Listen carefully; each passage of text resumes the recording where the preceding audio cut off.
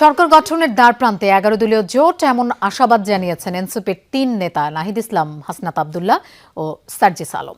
সকালে নিজ নিজ কেন্দ্রে ভোট দিয়ে সার্বিক পরিবেশ নিয়ে সন্তোষ জানান তারা। ফলাফল মেনে নেওয়ার কথাও বললেও অভিযোগ করেন কিছু স্থানে ভোটারদের ভয়ভীতি দেখিয়েছে জুলাই আন্দোলনে হামলাকারীরা।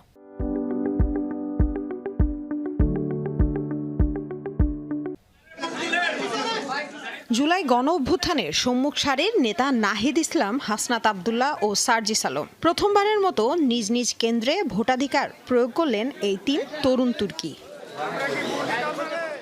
সকাল 7:30টার কিছু পরে রাজধানীর মধ্যবাড্ডা AKM রহমতুল্লাহ বিশ্ববিদ্যালয় কলেজ কেন্দ্রে ভোট দিয়ে নাহিদ ইসলাম বলেন, সরকার গঠনের দ্বারপ্রান্তে 11 দলীয় জোট। বেড়াইদ এবং সাঁতারপুল এই দুইটা জায়গায় আমাদের কয়েকটা কেন্দ্র রয়েছে, সেখানে আমাদের সমর্থকদের ধাওয়া দেওয়ার চেষ্টা করেছে। পরবর্তীতে সেনাবাহিনীর হস্তক্ষেপে সেটা পরিস্থিতি সেখানে শান্ত হয়। আমাদের যে অন্যান্য আরও প্রার্থী রয়েছে ঢাকা 8, নোয়াখালী 6, কুড়িগ্রাম 2 সেসব জায়গায় কিন্তু আমরা অনেক বড় ধরনের ঝামেলার কথা শুনতে পাচ্ছি। সকাল 7:30টায় কুমিল্লার দেবিদ্বারের গোপালনগর উচ্চ বিদ্যালয় কেন্দ্রে ভোট দেন হাসনাত আব্দুল্লাহ। ভোটের পরিবেশ নিয়ে সন্তোষ জানান 11 দলীয় জোটের এই প্রার্থী।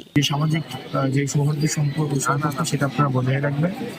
শুধু ভোটাধিকার প্রয়োগের জন্য নিজেদের মধ্যে কোনো ধরনের নেতিবাচক সম্পর্ক আমরা প্রত্যাশা করি না। 11 দলীয় জোটের আরেক আসনের প্রার্থী সার্জিস আলম জানান, ভোটের পরিবেশ সুষ্ঠু আছে। জীবনের প্রথমবারের মতো জাতীয় নির্বাচনে ভোট দিচ্ছি আমি নিজেও আসলে। তো আলহামদুলিল্লাহ, আমরা শুধু একটাই চাওয়া যে ফলাফল ঘোষণা পর্যন্ত একটা সুষ্ঠু, স্বচ্ছ এবং নিরপেক্ষ নির্বাচন থাকুক। এবারের নির্বাচনে গণতন্ত্র ফিরবে প্রত্যাশা 3 তরুণ নেতার। লামিয়া তিথি, যমুনা নিউজ, ঢাকা।